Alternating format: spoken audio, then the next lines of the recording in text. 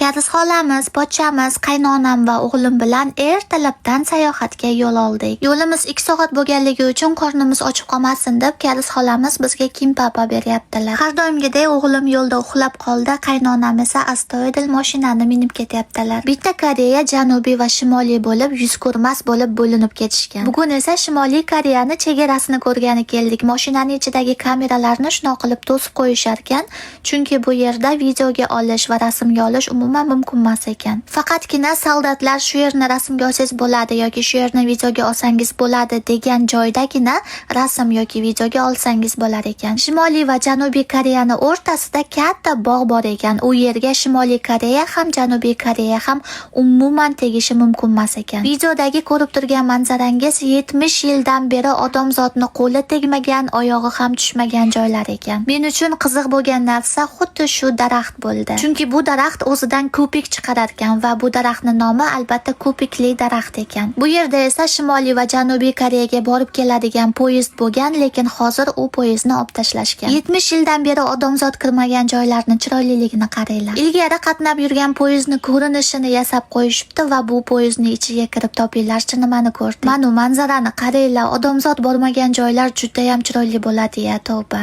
Shimoliy va Janubiy Koreyani o'rtasidagi bog'ga hech kim borishi mumkin emas ekan. Agar kimdir borib qolsa, urush boshlanishi aniq ekan. Nima deb o'ylaysizlar, nimaga Shimoliy va Janubiy Koreya yuz ko'rmas bo'lib ketishgan?